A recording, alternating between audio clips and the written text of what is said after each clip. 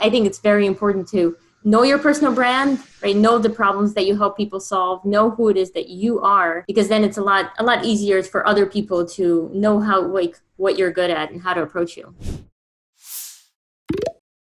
I mean, 100%. If you know exactly what skills I have and you find a position that is a perfect match for those skills, if you're a recruiter, you're going to reach out to me 100%. Yeah. Well, not 100% of the time, but there's a lot higher percentage chance there. Yes. That percentage definitely goes up, for sure. Yeah. One other thing is that we do mention percentages there, right? This is, in some sense, a little bit of a numbers game, right? The more of a network you have, the more, 0.00001% chances you're creating by just connecting with people, by commenting. Each video I make, each comment I have, each connection that I create adds just an incrementally small percentage to creating more opportunities for me, whether it's speaking, whether it's doing interviews, whether it's sponsorship deals, whatever that might be. I think a lot of people don't think about it in the big picture. They think about it, I have to make this connection. But if you think about it, like, all of these connections together, they're an incrementally small piece of the bigger picture. Yeah. I think that one reach out becomes a little less intimidating also as you do it more. Yeah, absolutely. And I think of it in terms of, like,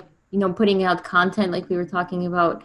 I think of it as this huge bucket, like bigger than a bucket, maybe an ocean, right? And each piece of content you send out there sends like another little drop of Ken Jee content into this bucket of content. And the more you have, obviously, the more connections you make, the more content you put out there, the bigger real estate of that bucket you're taking up. And it's basically like grabbing ownership of this space while also connecting with other people. So there's a term I was looking for, but I can't think of it. Well, I just got an interesting visual in my mind, and it's like a bucket of water, and you're a little dropper of like with like blue or red dye. Yeah, exactly. That's and exactly so when you're dropping it, if you have a lot of drops a bunch of places, it kind of spreads more quickly.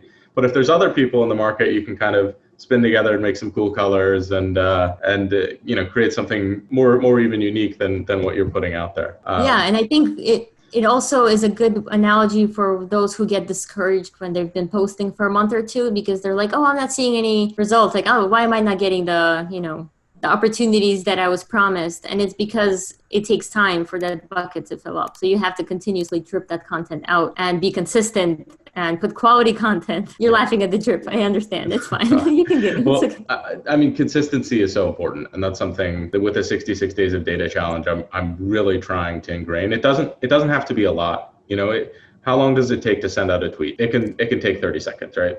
For some people, it takes a very long time because they second guess. And, the biggest fear I think people have from those I've talked to, like making your first post, your video, your tweet, what are people going to think when they see it, right? They don't understand that no one's even going to care or look at that tweet, unfortunately. And when they get over the hump of actually posting, then they're like, how do I get more people to look at it? Yeah. So I think it's like a little journey you take. But your first tweet is going to go unnoticed. Like, that's so true. There's a psychology term for it. It's where we think a lot more people pay attention to us than, it's like if I think I have like a big zit over here, right?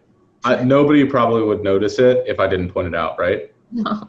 But, in my mind, it's taking up this much real estate on my face. And it's all people are thinking right now, right? Yeah. Oh my God, look at that. And I would be willing to bet quite a lot that you never would have noticed or even thought about me having people only care. You know what they care about? Yeah. What is my zit looking like? That's what they're caring about. Exactly.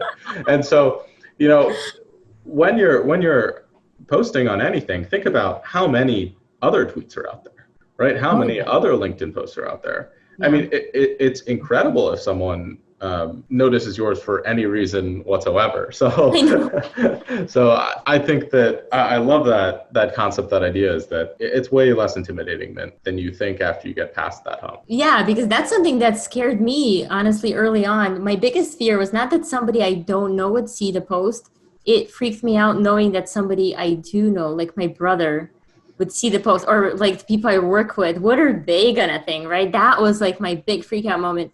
And then I quickly realized they don't care. Like, they're like, okay, great, she's posting about data again. Who cares? Like, seriously, because they're all, they're thinking, okay, what am I gonna have for dinner tonight? They don't care about you. They have their own stuff going on, and that's what they focus on. Yep. Well, I had the same experience with YouTube. I was so intimidated early on because,